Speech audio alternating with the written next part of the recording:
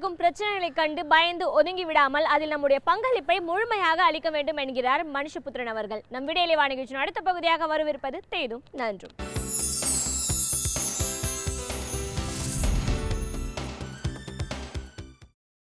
வணக்கம் நண்பர்களே, இன்னும் ஒரு இனிய காலை பொழுதில் தீதும் நன்றும் நிகழ்ச்சியில் உங்களை சந்திப்பதில் மிக்க மகிழ்ச்சி அடைகிறேன். ஒரு மனிதனுடைய அடிப்படையான சுதந்திரம் என்பது, வாழ்க்கை என்பது எதில் புதிந்திருக்கிறது? அது அடிப்படையில் அவனுடைய மனித கௌரவத்தோடும் அடிப்படை சுதந்திரத்தோடும் தொடர்புடைய ஒரு விஷயம். எப்போதெல்லாம் ஒரு மனிதனுடைய அடிப்படையான சுதந்திரமும் கௌரவமும் ஏதாவது ஒரு காரணத்தால் பறிக்கப்படுகிறதோ அப்போது அங்கே மானுடம் வீழ்ச்சி அடைகிறது, மனித கௌரவம் அங்கு மீறப்படுகிறது, மனிதனுடைய அவன் வரலாற்று ரீதியாக அடைந்த அவனுடைய சுதந்திரங்கள் பறிக்கப்படுகின்றன. ஒரு காலகட்டத்தில் அடிமைகளுக்கு எந்த சுதந்திரமும் இல்லை என்கிற ஒரு நிலை இருந்தது. பின்னால் பல்வேறு விதமான சமூக போராட்டங்களின் வழியாக அப்படி ஒரு மனிதனை அடிமையாக யாரும் நடத்த முடியாது, எல்லா மனிதர்களுக்குமான சுதந்திரம் அவர்களுக்கும் உண்டு என்கிற ஒரு நிலையை எட்டுவதற்கு மனிதகுலம் பலகாலம் போராடியது. உலகம் முழுக்க சட்டபூர்வமாக எல்லா மனிதர்களுக்குமான சமத்துவமான உரிமைகள் என்பது நிலைநாட்டப்பட்டன, பாதுகாக்கப்பட்டன. ஒரு காலத்தில் பெண்களுக்கு சுதந்திரம் இல்லை என்று சொல்லப்பட்டது. பிறகு பெண்கள் போராடி அந்த சுதந்திரங்களை பெற்றார்கள். பெண்களுக்கான சமத்துவம் என்பது வழங்கப்பட்டது. இப்படியாக இன்னும் சில இடங்களில் நீங்கள் பார்த்தீர்கள் என்றால் சாதி ரீதியான வேற்றுமையின் காரணமாக, நிற ரீதியான வேற்றுமையின் காரணமாக பல உரிமைகள் மக்களிடமிருந்து பறிக்கப்பட்டன.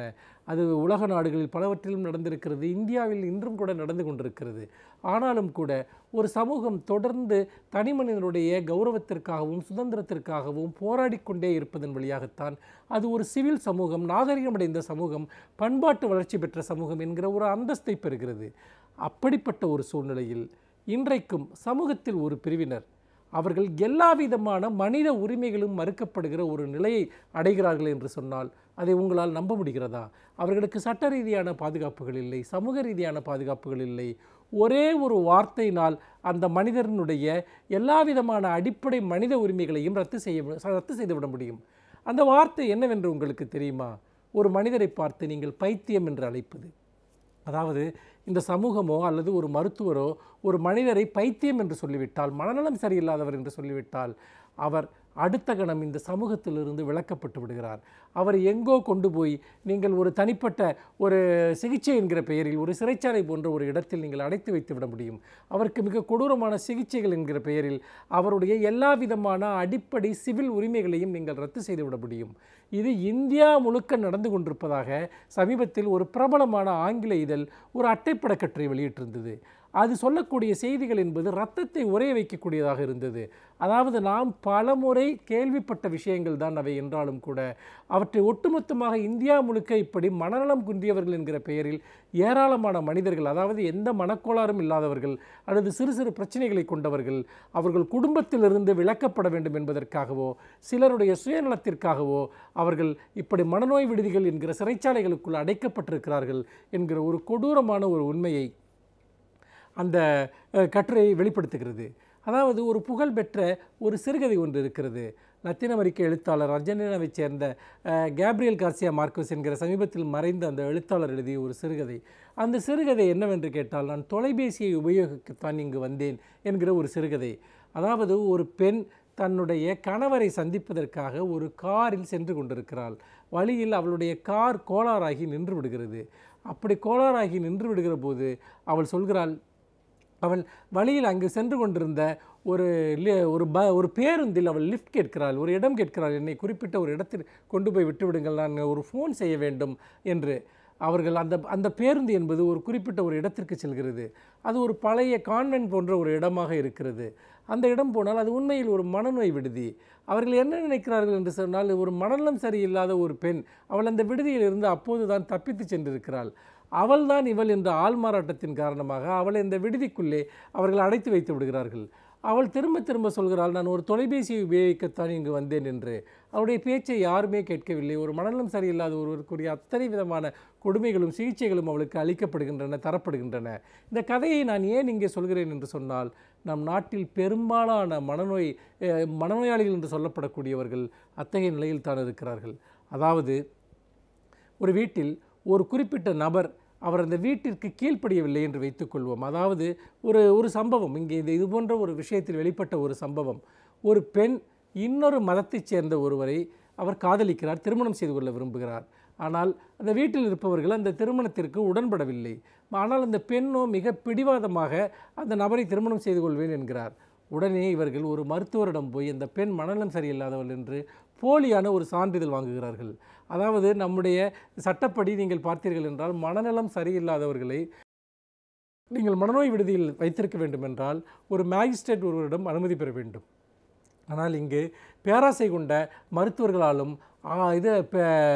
நேர்மை தவறிய அதிகாரிகளாலும் அப்படி போலி சான்றிதழ்கள் பெறப்பட்டு அந்த பெண் போய் மனநல மருத்துவமனையில் அடைக்கப்படுகிறாள். 2 ஆண்டுகள் அவள் அங்கே ஒரு மிகப்பெரிய ஒரு கொடுமையை ஒரு சித்திரவதையை அவள் அனுபவிக்கிறாள். பிறகு நண்பர்கள் மூலமாக அவள் மீட்கப்படுகிறாள். அதே போல் சில குடும்பங்களில் என்ன செய்கிறார்கள் என்றால் ஒருவருடைய சொத்தை அபகரிக்க வேண்டும் என்று நினைக்கிறார்கள் என்று வைத்துக்கொள்வோம். அப்போது அந்த நபருக்கு மனநலம் சரியில்லை என்று சொல்லி வருடக்கணக்கில் அவர்களை சிறையில் அடைத்து விடுகிறார்கள்.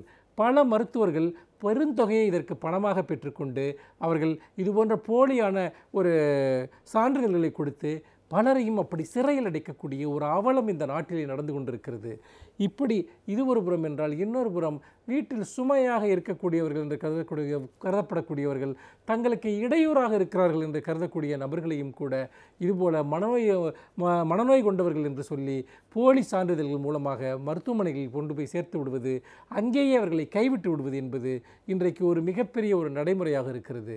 இப்படி இது ஒரு புறம் என்றால் இன்னொரு புறம் பல வழிபாட்டு தலங்களில் அவர்களுக்கு பேய் பிடித்திருக்கிறது என்றோ மனநலம் சரியில்லை என்றோ அவர்களை கொண்டு போய் கட்டி வைத்து விடுகிற ஒரு நிலையும் இருக்கிறது. இது மிக கொடூரமான அப்பட்டமான ஒரு மனித உரிமை மீறல். உண்மையிலேயே நம்முடைய நாட்டில் மனநலம் சார்ந்த பிரச்சனைகள் என்பது மிக பரவலாக இருக்கிறது. ஆனால் 10 லட்சம் பேருக்கு ஒரு 3 மருத்துவர்கள் தான் இந்திய மக்கள் தொகை கணக்கெடுப்பின்படி இருக்கிறார்கள். அதாவது பெரும்பாலானோருக்கு சிறு சிறு மனநல பிரச்சனைகளுக்கு கூட மருத்துவத்திற்கு எந்த வழியும் இல்லை. இன்னொரு புறம் மனநலம் சரியாக இருக்கிற இப்படி பலரையும் கொண்டு போய் மனநோய் விடுதிகளில் அடைப்பது என்பது ஒரு மிகப்பெரிய கொடூரமான குற்றமாக இங்கு நிகழ்ந்து கொண்டிருப்பதையும் நாம் தொடர்ந்து பார்க்கிறோம். இந்த ஒரு சூழ்நிலையில்தான் இன்றைக்கு மனநல மருத்துவம் என்பது, அதாவது மனநோய் விடுதிகள் என்று தனியாக ஒன்று இருக்கக்கூடாது, மாறாக பொது மருத்துவமனைகளில் அவர்களுக்கான தனி பிரிவுகள் அமைக்கப்பட வேண்டும். அதோடு மட்டுமல்ல, மனநோய் மருத்துவர்களுடைய எண்ணிக்கை அதிகரிக்கப்பட வேண்டும். ஒரு சமூகத்தின் ஒரு பகுதியாக இருந்துதான் மனநலம் பாதிக்கப்பட்டவர்களுக்கு சிகிச்சை அளிக்க முடியுமே ஒழிய அவர்களை தனிமைப்படுத்துவது என்பது மேலும் மேலும் அவர்கள் மனநோயை அதிகரிப்பது மட்டுமல்ல, இதுபோன்ற மோசடிகள், குற்றங்கள், மனித விரோத செயல்களுக்கும் அது காரணமாக அமைந்து விடுகிறது என்பதையும் பலரும் சுட்டிக்காட்டுகிறார்கள். அந்த வகையில் எந்த மனிதாபிமானமும் மற்ற மிக கொடூரமான ஒரு சமூகத்தில் இப்படி மனநலம் பீடித்தவர்கள் என்கிற பெயரில், மனநலம் பாதித்தவர்கள் என்கிற பெயரில், அதாவது மனநோய்க்கு ஆளானவர்களை மட்டுமல்ல சாதாரண மனிதர்களையும் கூட மிகப்பெரிய கொடுமைக்கு ஆளாக்குகிற இந்த அவலத்திற்கு முடிவு கட்டுவது என்பது ஒட்டுமொத்த சமூகத்தினுடைய பொறுப்பு என்று நான் நினைக்கிறேன். மீண்டும் இன்னும் ஒரு புதிய தலைப்போடு உங்களை சந்திக்கிறேன். நன்றி, வணக்கம்.